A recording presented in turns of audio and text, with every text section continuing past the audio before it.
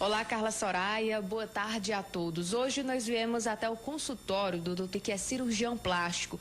Agora nós vamos tirar dúvidas de telespectadores. Nossa equipe foi até a rua para saber quais as dúvidas que as pessoas têm em relação às cirurgias plásticas. Vamos agora para a primeira pergunta. A segunda pergunta é, no caso da colocação, com o tempo é obrigado o aumento do implante? É interessante o seguinte, se ela está insatisfeita com o volume da mama, aí sim você pode aumentar a prótese de silicone. Agora, se ela está bem, não há necessidade de você fazer essa troca, né? Haja vista que o volume da prótese a prótese é vitalícia, então não há necessidade realmente de troca, né? Hoje as próteses são extremamente modernas, eles têm duplo, triplo lumen, né? Com uma textura que usamos hoje em dia, então não há necessidade de trocar, né? E alguns fabricantes dão essa garantia até vitalícia.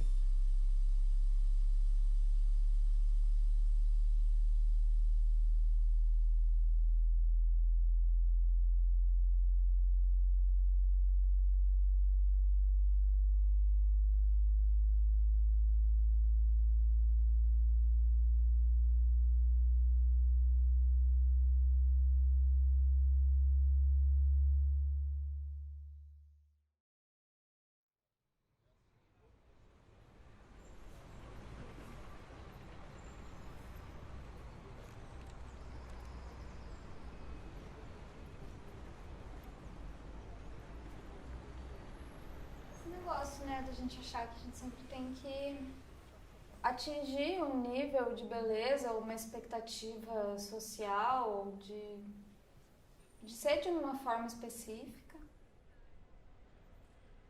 E aí, quando eu tinha 16 anos, eu achei que eu tinha que colocar silicone, assim.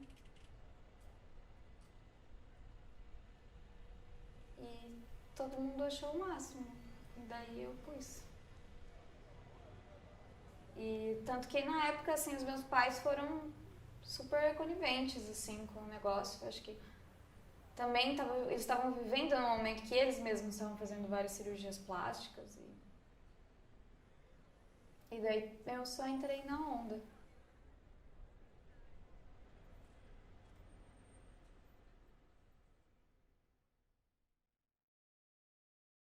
Quando eu coloquei as próteses, o meu médico me informou sobre questões de que eu poderia ter reações locais.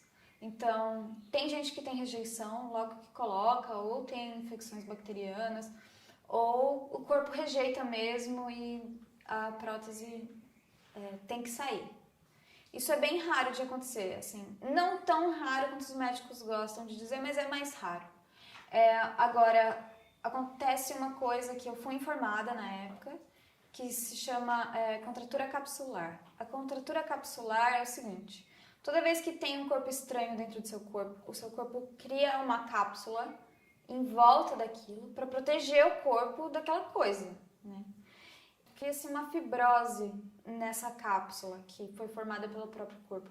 Então o corpo vai meio que rejeitando e querendo isolar aquilo e vai criando essa cápsula cada vez mais grossa e vai apertando a prótese, então vai ficando cada vez mais duro.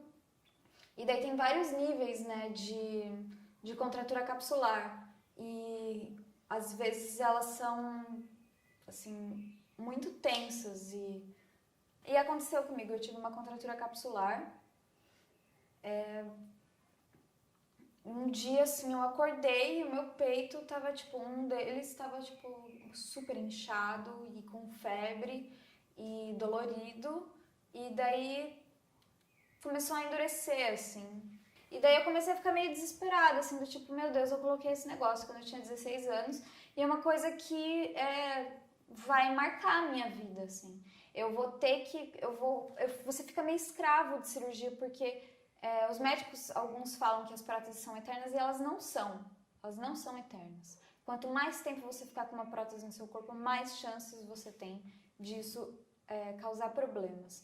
Aí eu tava pesquisando na internet para ver opções de troca, como é que funcionava, e eu descobri que existem pessoas que retiram as próteses. Quando eu descobri essa comunidade toda, foi muito louco, porque eu tinha acabado de descobrir, na verdade, que eu tinha uma doença autoimune chamada artrite reumatoide. Eu não imaginava que podia ter a ver com silicone, assim, nunca passou pela minha cabeça de maneira nenhuma. E daí depois que eu descobri essa questão e analisando em relação à minha doença, eu comecei a pensar que, tipo, cara, a primeira vez que eu tive uma dor da artrite, que na época eu nem sabia que era uma dor da artrite, que eu comecei a ter dor nos pés, foi na mesma semana que aconteceu a primeira vez a minha inflamação do seio, assim. E daí eu comecei a ver as relações das coisas e como as minhas inflamações do silicone também, elas estavam acontecendo junto com as minhas inflamações nas minhas articulações. E daí eu parei pra pensar e falei, cara, são só peitos, sabe? Tem tantas outras coisas, tipo, na vida, tantas coisas que importam. E por que eu vou ficar me martirizando ou fazer a minha vida, a minha felicidade depender disso, sabe? São só peitos. Então essa é a minha opinião sobre o silicone, sabe? São só peitos, cara.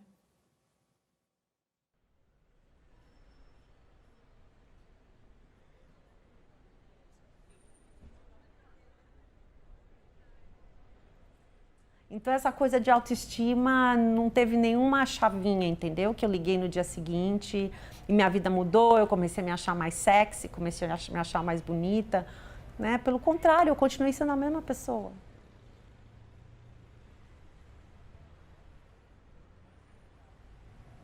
Eu tive quase que eu falo para as pessoas, parece que eu andei para trás com a coisa da autoestima. Mas eu nunca verbalizei isso, porque chegou um momento que eu não me sentia bem. Eu comecei a achar que era demais para o meu corpo.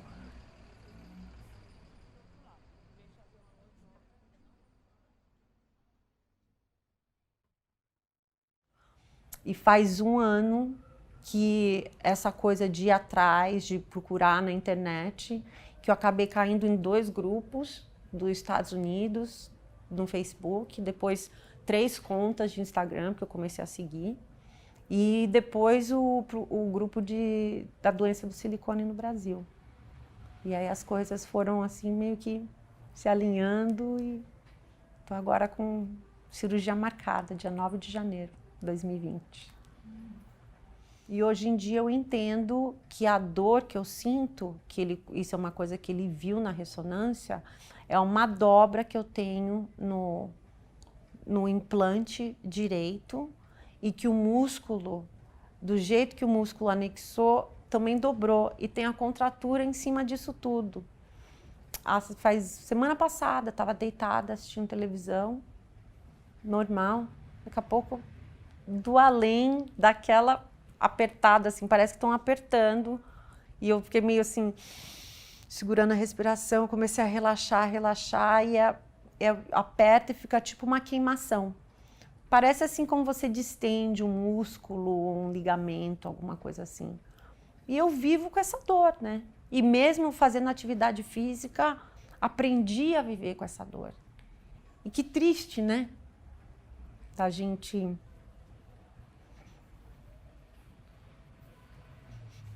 ter que aprender a viver com dor. Assim, eu sou uma pessoa que pra dormir, nunca mais dormi de bruço, tomar sol, sabe? Deitar-se na praia. Na praia é perfeito, daí cavoca, faz 2 buraquinhos pra colocar o peito, assim.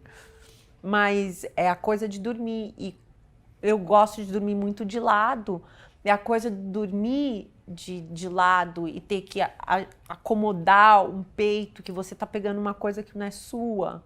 E sempre tá aqui me acomodando. E se eu viro no meio da noite e dá assim, eu fico me sentindo meio desconfortável, daí isso me acorda, entendeu? Não é normal. Não é.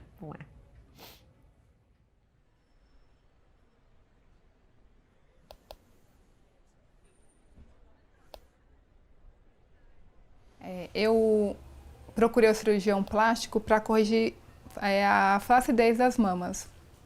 Porque como eu tenho 2 filhos, amamentei os 2 por bastante tempo. Então a flacidez que ficou me incomodava. E quando eu procurei o cirurgião, era para corrigir essa flacidez. Aí, assim que ele me examinou, ele falou que teria que colocar a prótese para ter um resultado bonito.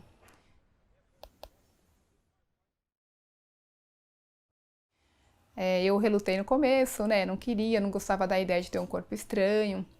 Mas aí ele me convenceu, né? Por diversas vezes ele repetiu que não ia ficar bonito o resultado, não ia ficar legal. Falou que várias mulheres que fazem a mastopexia, né, sem colocar a prótese, se arrepende, volta depois. Eu também repeti várias vezes quando ele me disse que se não colocasse a prótese, a mama ficaria muito pequena. Eu sinalizei que eu gostava de mama pequena. Eu não tinha intenção de ter um peito grande, eu não queria ter o peito grande, porque eu estava acostumada, a minha vida inteira tive mama pequena. E que eu até usei essa palavra, eu disse que eu não me reconheceria no espelho com uma mama grande. E tudo isso foi ignorado de certa forma. Eu acho que não teve sensibilidade da parte dele de perceber que silicone eu não ia me adaptar. Não era para mim aquilo. Não tinha muita informação, porque como não tinha intenção de colocar, eu não fui pesquisar sobre, não fui buscar informação. Mas eu questionei ele com relação a isso. E ele também falou que não existia. Não tinha nenhuma comprovação científica, que isso não existe. Eu cheguei a questioná-lo também com relação à troca, né? Teria que ter uma manutenção, risco de contratura, que era só o que eu sabia dos malefícios do silicone, que seria uma contratura, seria trocas. Mas ele falou que troca não existe mais, só troca se der problema, e problemas é raro dar problema, e que as próteses eram vitalícias. Logo após a cirurgia, acho que eu cheguei em casa, tive alta em um dia, no dia seguinte eu já estava arrependida. Já estava me questionando por que eu coloquei aquilo em mim. Porque me incomodou muito. Estava muito grande, estava inchado, então assim, a minha mama estava muito grande mesmo, sabe? Dava a impressão que estava chegando aqui perto da garganta. Talvez não fosse tudo isso, mas era a impressão que eu tinha. E eu sentia muitas dores, muito dores, muito forte mesmo. E eu já queria arrancar aquilo do meu corpo. A sensação é que se eu pudesse, eu abria ali e tirava aquilo de mim. No começo era por dores físicas mesmo.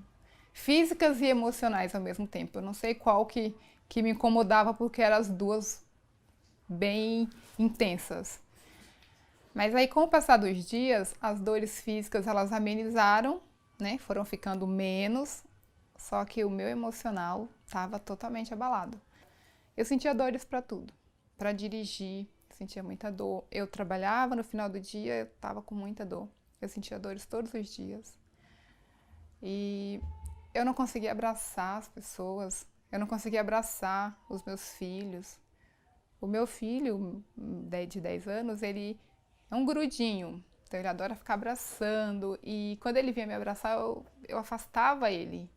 Ou quando eu encontrava uma pessoa, uma amiga, que vinha abraçar, e eu eu afastava as pessoas, porque o contato das pessoas com a prótese, eu sentia aquilo, e me incomodava demais.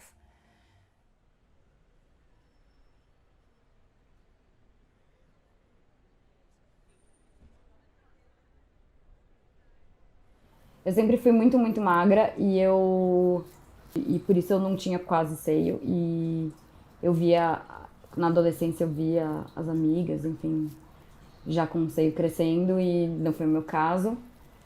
E aí, desde muito nova eu já tinha esse sonho de colocar silicone.